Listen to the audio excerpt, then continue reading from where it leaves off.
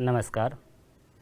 राज्य शिक्षा शोध एवं प्रशिक्षण परिषद बिहार पटना में आपका स्वागत है। आज हम लोग वर्ग 7 के अंदर एक अध्याय है राशियों की तुलना, उसके अंतर्गत साधारण ब्याज करके पढ़ना है चैप्टर, उस पर चर्चा करेंगे। साधारण ब्याज जैसे शब्द पर चलें, उस चैप्टर में जाएं, उसके पहले आइए एक स्थिति पर विचार करते हैं। स्थिति ये है, बिल्कुल आपके अगल बगल गांव से लिया गया है, बराबर घटना अगल बगल में होते रहती है। मान के चलिए एक बच्चा है रोहन, उसके घर में उसकी बहन की शादी है, पूरा शादी का माहौल है, चहल पहल है, सारे कार्य हो रहे हैं, लेकिन उसके पिताजी बड़े चिंतित हैं, बड़े बेचैन हैं। कारण ये है कि शादी में खर्च बहुत है और उनके पास पैसे की कमी है। पैसे का सही समय उपयोग हो जाए, इसके लिए वो हाथ पैर मारते हैं। और एक आदमी जो पैसा समय पर देता है सूद पर, उससे वो पैसे लेते हैं। रोहन के पिताजी क्या कर रहे हैं, एक साहूकार से पैसे लेते हैं। साहूकार किसको कह रहे हैं? जो पैसे देता है। साहूकार के पास गए हैं और उससे 25,000 रुपये की मांग किए हैं। साहूकार पैसे देने के लिए तो तैयार है, लेकिन देने से पहले एक शर्त रखता है कि हम 2% मासिक इस पर मुनाफा लेंगे। मुनाफा का मतलब लाभ, उसको आगे चल के आप देखेंगे किताब में, फिर सूद भी कहा है, ब्याज भी कहा है, चर्चा करेंगे हम लोग। साहूकार इस शर्त पर 25,000 रुपये रोहन के पिताजी को दे देता है। शादी समाप्त हो जाती है, तुरंत पैसा नहीं होता है। 10 महीने के बाद रोहन के पिताजी पैसा लौटाने जाते हैं, मान के चलिए लौटा देते हैं। आइए अब इस स्थिति पर हम चर्चा करते हैं। आपको क्या लगता है, रोहन के पिताजी जब लौटाने गए होंगे तो 25,000 के जगह पर कितना दिया होगा उन्होंने? विचार कीजिए। हाँ, चूँकि शर्त था तो ज़्यादा तो दिया ही होगा। इसके अलावे आप सोचिए पैसा कहाँ कहाँ से लिया जा सकता है। जैसे रोहन के पिताजी ने साहूकार का सहारा लिया, इसके अलावे और कौन कौन पैसे देते हैं? हाँ, बैंक देता है, बैंक से ले सकते हैं, सोनार से ले सकते हैं, बहुत सारे ऑप्शंस हैं। और भी इस पर विचार करने के लिए आप ऐसे समझिए कि ऐसी स्थितियां कब कब बनती है। शादी ब्याह के अलावे आप पाएंगे कि आसपास में जब भी कोई गाड़ी खरीदते हैं, मोटरसाइकिल वगैरह, तो वहाँ पर भी बैंक से लोन लिया जाता है। एक्चुअली लोन जो है वो आपका कर्ज ही है। घर बनाने के समय, मोटरसाइकिल लेने के समय, या और भी अन्य कार्य में, रोग बीमारी में, विभिन्न समय में कई प्रकार से पैसे का लेन देन होता है। ये जो पैसे का लेन देन है, इसमें कितना लिया गया, कितना दिया गया, कितने समय तक रखा गया, ये जो कुछ टर्म्स हैं, इन्हीं को समझने के लिए एक व्यावहारिक गणित बनाया गया है, जिसको हम लोग साधारण ब्याज के नाम से जानते हैं। इस पर और भी विस्तार से चर्चा करेंगे एवं इसका गणितीय निरूपण समझने का प्रयास करेंगे।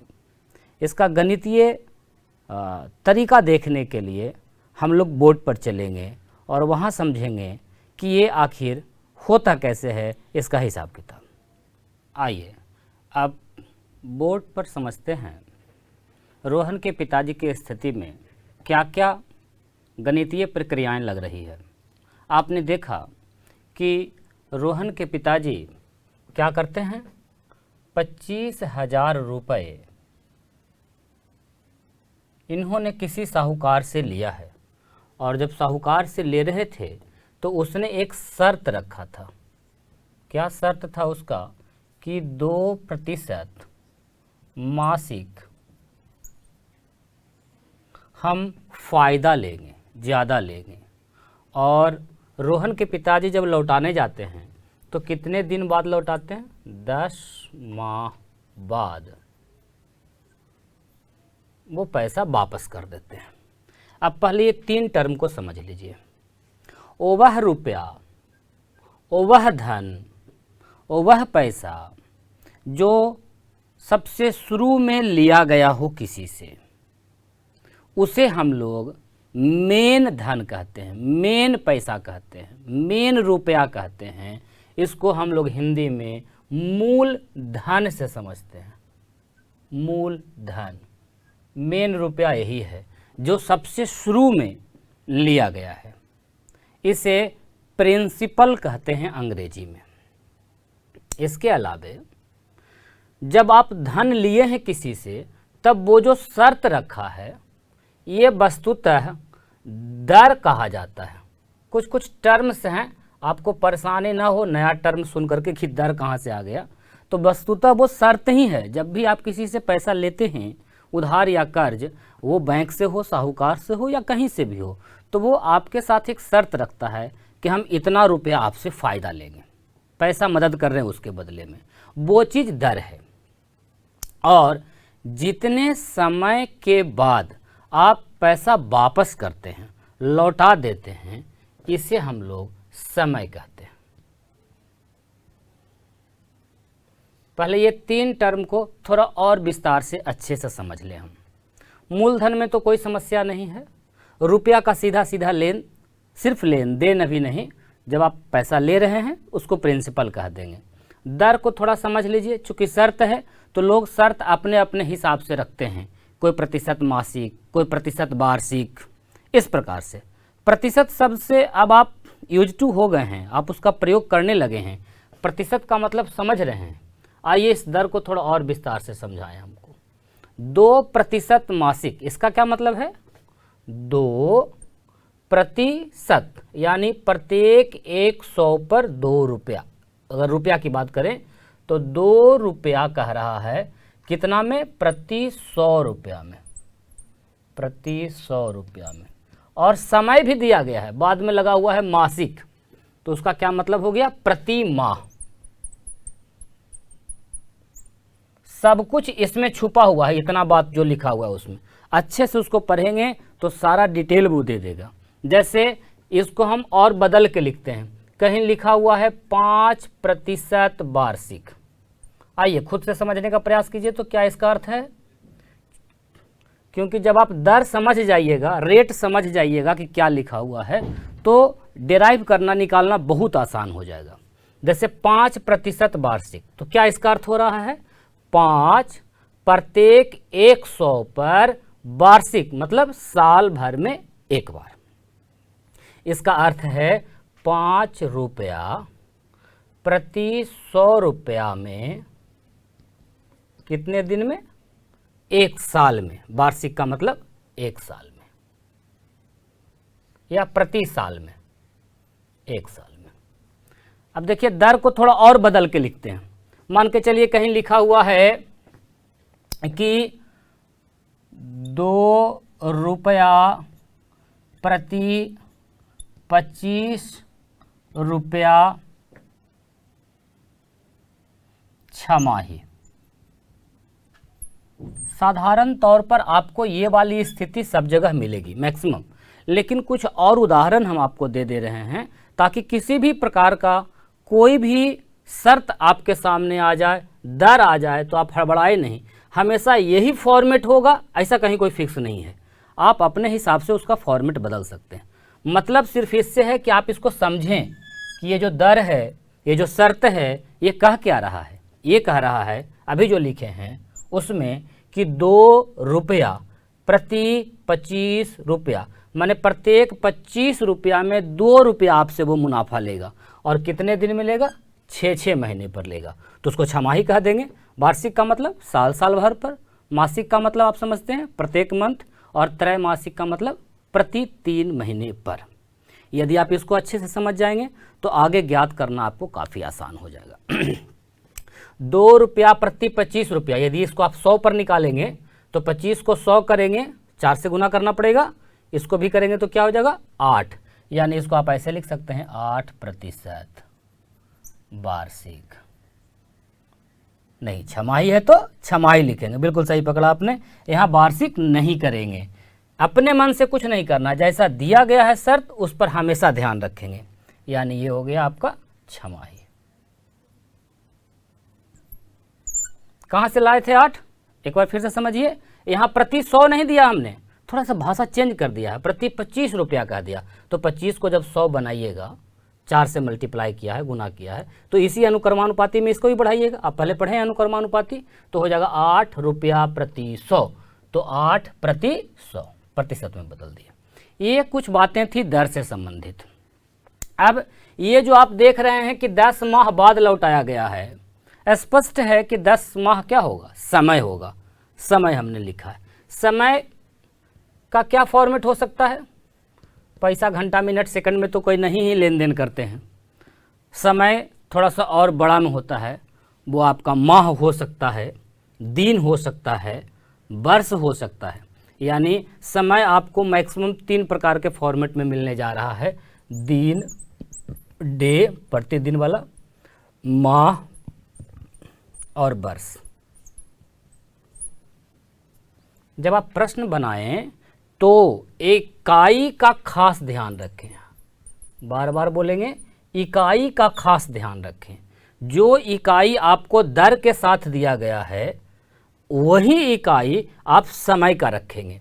जैसे यदि दर प्रति माह में दिया गया है तो प्रयास ये करना है कि समय को भी हम माह में रखें, नहीं तो फिर समय के हिसाब से आपको दर बदलना पड़ेगा। तो समय बदलना ज़्यादा आसान है, क्योंकि आपको पता है 7 दिन का सप्ताह होता है और माह में कितने दिन हो जाएंगे, 30 दिन, और वर्ष के लिए 365 दिन, और अगर माह में बदलना होगा तो 12 से।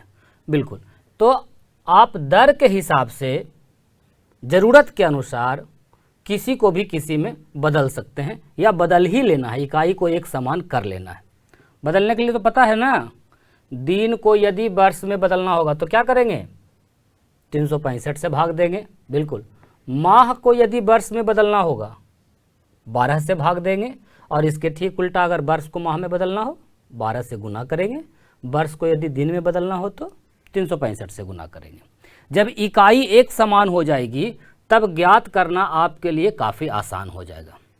आइए एक उदाहरण हमारे पास आ गया है, हम इसी पर पहले चर्चा कर लेते हैं। क्या किया था इन्होंने, 25,000 रुपया लिया था, वो आपका मूलधन हो गया। शर्त क्या था, 2%, यानी प्रति 100 में 2 रुपया फ़ायदा लिया जा रहा है। ये जो हम फ़ायदा या अधिक कह रहे हैं बार बार शब्द, फ़ायदा या जितना अधिक लिया गया या जितना मुनाफा कमाया गया, अपनी भाषा में बोलें तो, ये सब का टेक्निकल नाम यहाँ गणित में साधारण ब्याज है। साधारण ब्याज है, ब्याज, कहीं कहीं इसको सूद भी कहा जाता है, और इसी शब्द से सूदखोर जैसे शब्दों का आविष्कार हुआ है। सूद का मतलब क्या हुआ, साधारण ब्याज को ही कहते हैं। किसको कहते हैं, जितना पैसा दिया गया है उस पर जितनी अधिक राशि ली गई, एक निश्चित समय की बात, जितनी अधिक ली गई, जितना फ़ायदा कमाया गया, जितना मुनाफा कमाया गया, उसी राशि को साधारण ब्याज या सूद के नाम से हम लोग जानते हैं। आइए इस स्थिति में कितना ज़्यादा लिया जा रहा है, आइए तरीका नंबर 1, तरीका नंबर 1 हम दिखाते हैं आपको। लिखा गया है कि 100 रुपया का 1 माह में कितना ब्याज लिया जा रहा है, ब्याज बन रहा है 2 रुपया, लेकिन पैसा लिया कितना गया है, 25,000। तो आइए 25,000 का निकाल देते हैं, कितना हो जाएगा, 2/100 गुना 25,000, 25 दूनी 50, यानी 500 रुपया। कितना दिन में, 1 माह में। ये 1 माह का निकला है, और उन्होंने पैसा रखा है कितना, 10 माह। तो 10 माह में कुल ब्याज जो उनको देना पड़ेगा वो कितना देना पड़ेगा, आइए निकालते हैं। 500 गुना 10 बराबर 5,000 रुपया। 5,000 रुपया क्या देना होगा, इतना फ़ायदा देना होगा, मुनाफा ज़्यादा देना होगा, जिसे हम लोग ब्याज या सूद के नाम से जान रहे हैं। पैसा लिया था उन्होंने 25,000, 5,000 ज़्यादा देना है तो उनको कुल मिलाकर कितना देना होगा? 25 तो देना ही होगा मूलधन, साथ में ब्याज भी लौटाना होगा। यानी कुल मिलाकर के जो धन वो लौटाएंगे, कुल लौटाया गया धन, लौटाया गया धन कितना हो जाएगा? 25,000 प्लस 5,000, इसका मतलब 30,000 रुपया। अब ये जो 30,000 आया, ये कुल लौटाने वाला धन है। ये जो कुल लौटाने वाला धन है, इसे ही साधारण ब्याज के टर्म में एक टर्म का नाम दिया गया है मिश्र धन। अंग्रेजी में इसे अमाउंट के नाम से जानते हैं। अभी तक कुल कितने पदों से आपका आमना सामना हो गया, जान पहचान हो गया? मूलधन, दर, समय और अभी अभी मिश्र धन, और इसके पहले एक और टर्म था साधारण ब्याज, जो कि चैप्टर के नाम में भी है। तो ये हम लोग 4-5 टर्म्स के बारे में आज जाने हैं। आइए एक बार रिकैप करते हैं। मूलधन कौन सा धन था? वह धन जो सबसे शुरू में किसी से उधार लिया गया है, कर्ज पर लिया गया जो धन है वो मूलधन है। और कर्ज लेते समय जो शर्त रखी गई है, उस शर्त को ही हम लोग दर कहते हैं। साधारण तौर पर दर प्रतिशत में वार्षिक या मासिक होता है, लेकिन विशेष स्थितियों में दर का स्वरूप बदल भी सकता है, जिसे आपको समझना है। और जिस निश्चित समय के बाद वो धन लौटाया जा रहा है, उसे हम लोग समय कहते हैं। समय साधारण तौर पर दिन, माह या वर्ष में दिया होता है। लौटाने के समय जितना पैसा हम एक्स्ट्रा देते हैं लाभ के रूप में, उस एक्स्ट्रा पैसा को, उस लाभ को, उस मुनाफा को साधारण ब्याज के नाम से जानते हैं। और मूलधन के साथ साधारण ब्याज को यदि मिला दिया जाए तो कुल मिला के जो धन बना, उसे हम लोग मिश्र धन या अमाउंट कहते हैं। विशेष ध्यान रखने वाली बात यह है कि जब भी आप प्रश्न को पढ़कर समझें तो प्रयास करें कि इकाई एक समान हो जाए, यूनिट का हमेशा ध्यान रखें। अब इस पर आधारित कुछ उदाहरण, कुछ एग्जाम्पल आइए हम लोग मिलजुल कर देखते हैं।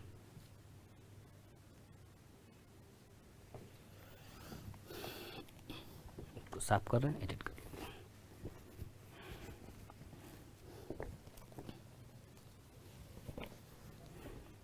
अब की बोर्ड भरने में समाप्त कर देंगे, उसमें ऐसे ऐसे करके कर देंगे। ये ऐसे नहीं हुआ इसलिए।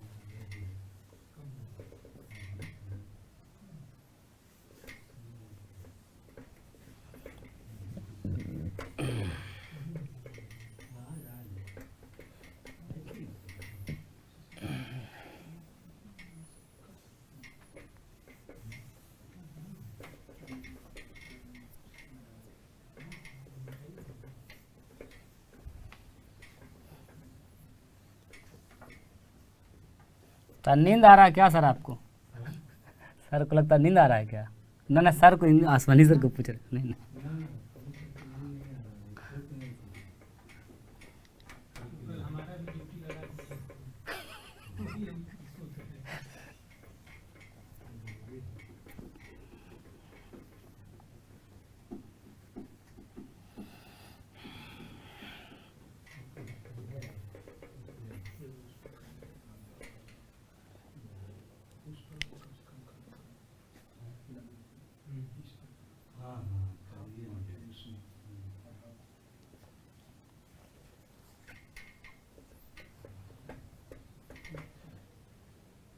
थोड़ा और पतला चलना चाहिए था।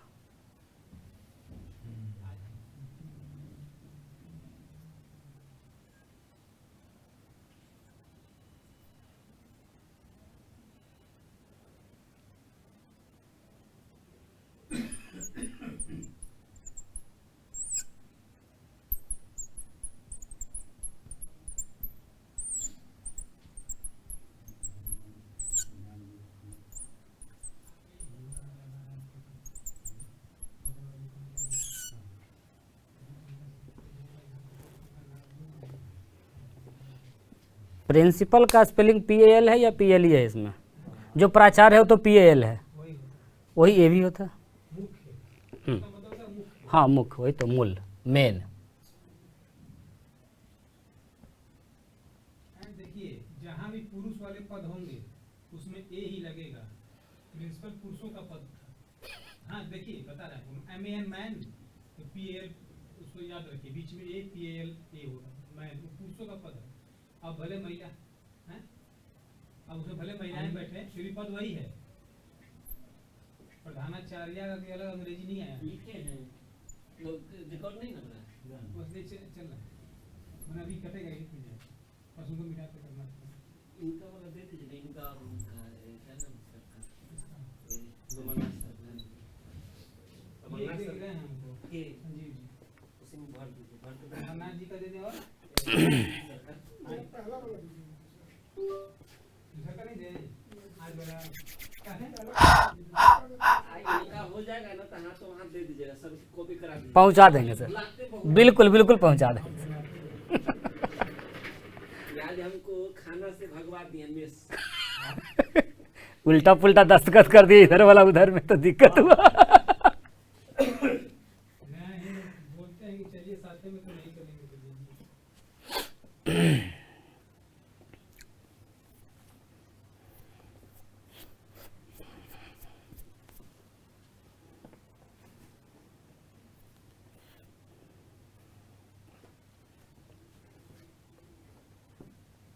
आपका देना है और किसका? अमरनाथ जी का। कह रहे हैं आज वाला आज वाला देना, तब कह रहे हैं बंदी कल वाला दीजिए। आज वाला दो हुआ है ना, पहला वाला दीजिए। अच्छा दोनों दीजिए ना। चलिए शुरू कर लेते हैं सर, हम लोग कर लें। एक सेकंड।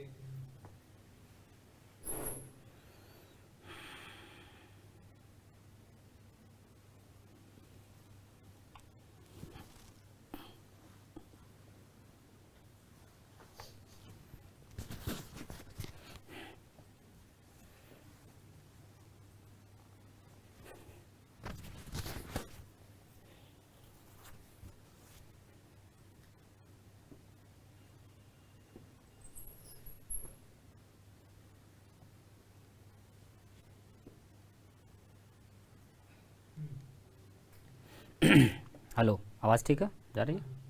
ठीक।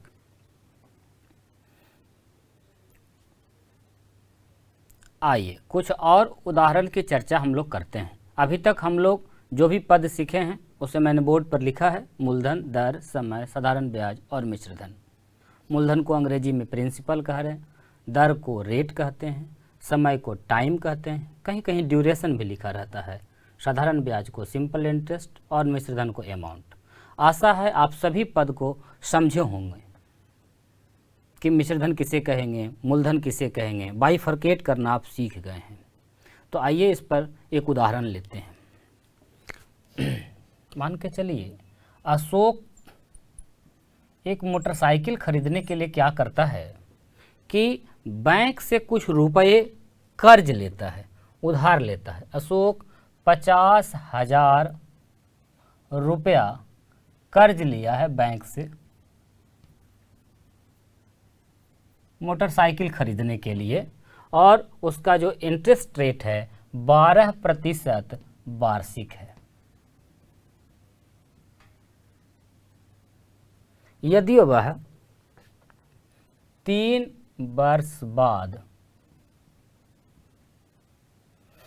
लिया गया जो धन है वह वापस करता है, कर्ज लौटाता है, कर्ज लौटाता है,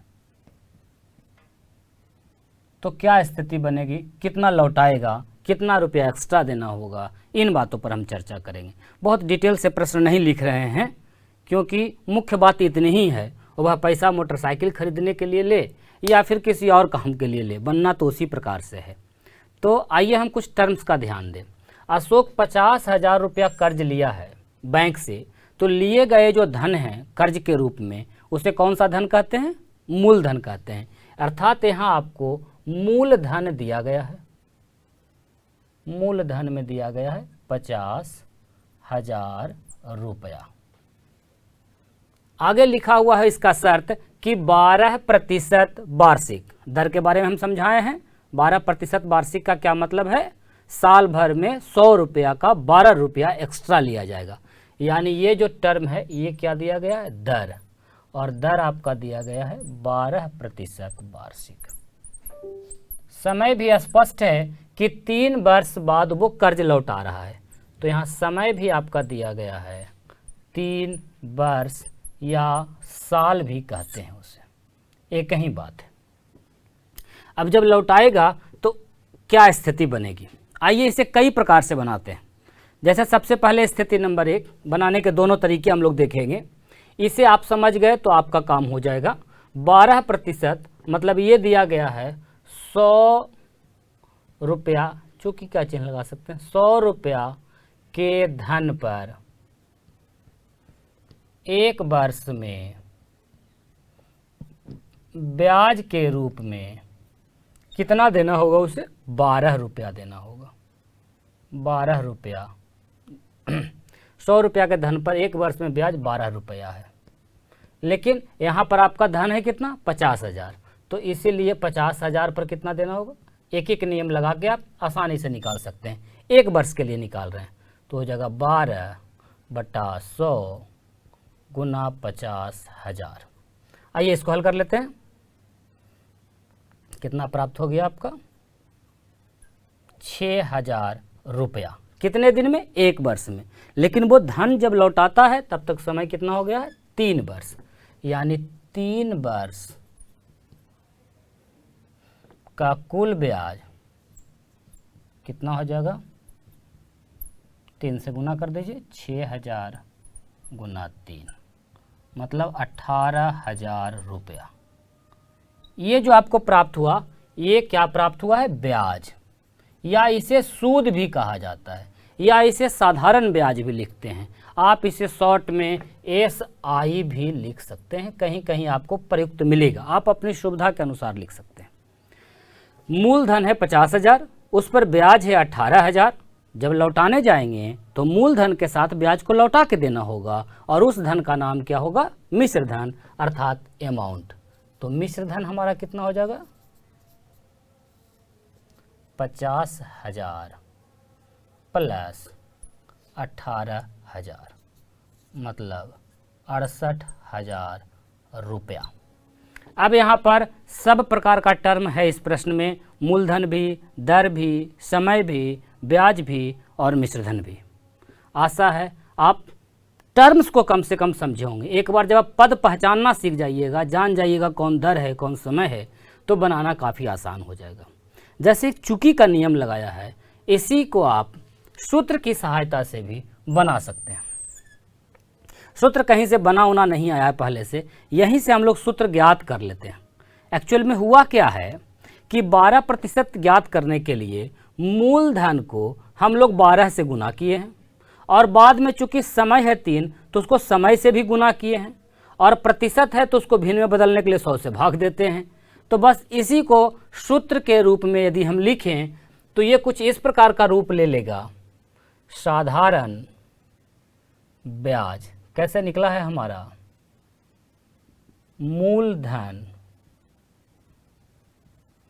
को गुना किए हैं दर से और उसको गुना किए हैं समय से, हमारा ब्याज निकल गया है। हाँ 100 से भाग भी दिए हैं, लेकिन क्यों दिए थे? क्योंकि दर हमारा प्रतिशत में है, तो यदि दर प्रतिशत में है तो आपको बटा में 100 भी कर लेना है।